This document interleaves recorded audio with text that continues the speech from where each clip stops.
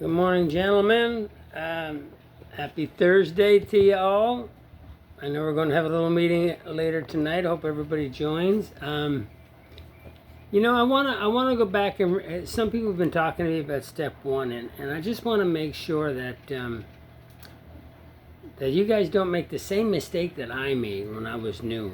And let me tell you what that was like. The book would say to drink is to die, and things like that. And I always thought that meant when I start drinking I can't stop, like I've mentioned many times before, and I thought that was my problem. And I'll go to the 12 of 12. In step one, it's a really good, powerful read, right? Especially the last page. But I'll start on the first page. It says, "Who cares to admit complete defeat? Practically no one, of course. Every natural instinct cries out against the idea of personal powerlessness. It is truly awful to admit that, glass in hand, we have warped our minds into such an obsession." See, I never caught that obsession part, right? For destructive drinking that only an act of providence can remove it from us. See, I kept thinking when I was new, I mentioned this many times before, and I want to mention it again, that I kept thinking my problem was when I started to drink, my main problem was I can't stop. When I start to drink, I just can't stop, and I'll drink so much that I'm going to die. But I didn't understand the part where I couldn't stop starting. The main problem was, I couldn't stop starting. We're going to revisit it again because it's really important that when they say to drink is to die, they don't just mean the allergy. I still have the allergy today. If I take a drink right now, I still have the allergy. If I start, I can't stop. I still have it today. So that's not my problem. My main problem, if it was, I'd be still drinking. So my main problem was back then, before the program, is I couldn't stop starting. Okay, and that's where we do all the work at. Why is it that we take that first drink?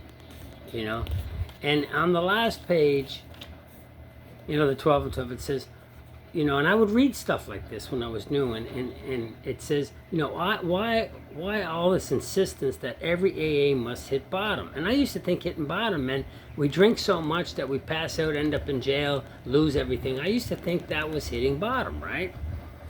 It says the answer is that few people will sincerely try to practice the AA program unless they have hit bottom. For practicing AA's remaining 11 steps means the adoption of attitudes and actions, right? A lot of actions involved in the steps, that almost no alcoholic who is still drinking can dream of taking. Who wishes to be rigorously honest and tolerant, right? Part of the step. Who wants to confess his faults to another, step 5, and make restitution for harms done, 8 and 9. Who cares anything about a higher power, let alone meditation and prayer? Who wants to sacrifice time and energy in trying to carry AA's message to the next sufferer? No, the average alcoholic, self-centered in the extreme, doesn't care for this prospect unless he has to do these things in order to stay alive himself. And there we go again, alive himself. Like, if I start drinking, I can't stop and I'm going to die. And that's not my problem. And in the second paragraph, which I never really noticed this before, it says, under the lash of alcoholism. That's when I start and I can't stop, and I just do stuff. I end up in trouble, I end up in jail, I end up hungover, and I almost lost my life. Under the lash of alcoholism, right? So I thought I knew a lot about step one because of how much I drank and what happened to me when I drank, but that's not step one. It says under the lash of alcoholism we are driven to AA, and it's in AA where we discover the fatal nature of our situation. The crux of the problem being the mental state that precedes a relapse, the obsession, the thought that occurs before I take that first drink. That was my main problem. It says then and only then do we become as open-minded to conviction and as willing to listen as the dying can be. We stand ready to do anything, I'll do anything now, which will lift the merciless obsession from us. Not the allergy, but the obsession. If we realize, if I realized that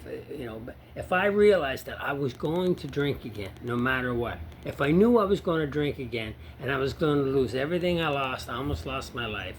I was going to get sick again. I was going to go to jail again. They were going to take my son again. If I knew that was going to happen, I would have did whatever it takes. If I could just see my path, like if I could just see my path in AA, like, you know, weeks ahead, months ahead, years ahead, and I could see my path not in AA, years ahead and weeks ahead and months ahead, I would have easily taken the AA path. But I couldn't see that. Therefore, I couldn't see step one. I didn't understand step one because I couldn't see where I was headed. I thought my problem was, again, and I'll say it again, when I start drinking, I can't stop. And if that's my main problem, don't start drinking. And here's the main problem. I can't stop starting.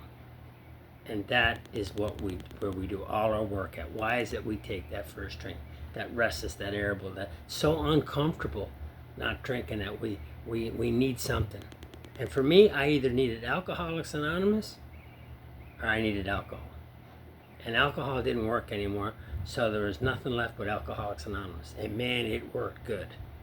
Alcoholics Anonymous did for me slowly what alcohol used to do for me quickly. You know, all these things that I was looking for in life, I got through Alcoholics Anonymous by working this program and becoming a giver and becoming useful and becoming helpful. You know, and that's what I was really looking for. I was looking for it in a bottle, but it wasn't there. So the difference between the obsession and the allergy, we have to have both in order to be an alcoholic, but we do all of our work on the obsession. Okay, we have a spiritual solution. We have a spiritual program. When the spiritual malady is overcome, we straighten out mentally. Mental obsession is lifted, I'll say it again. And then therefore we don't have to worry about the physical allergy, so we straighten out physically. And it's real important when we're new that we understand, you know, that if you're a real alcoholic and you don't do anything about it, if you're not in some type of program, that you're going to drink again, whether you want to or not. And it's going to come, sometimes it'll come out of nowhere, like Jim's story. He walked into a coffee shop, no thought of drinking. And it said again, when he sat down, he had no thought of drinking. All of a sudden, the thought occurred to him, pour whiskey in the milk. That's insane. So you don't always see it coming, you know. But if we stay spiritually fit, if Jim had have enlarged his spiritual life, you know, he probably would have taken that first drink. He probably would have been okay sober. And probably would have, you know, had a few friends to call and, you know, people to be around. I think Jim was all alone back then, but whatever. Not going to get into that, but the obsession and the allergy, we do all of our work on the obsession. That's the main problem, and I didn't know it. And when I got to AA, I really thought my allergy was my main problem. And it's not, man. It's not. The main crux of the problem is the obsession. All right, guys. Hope that helps anybody that's new. And we'll talk to everybody later. Hope you all have a good day.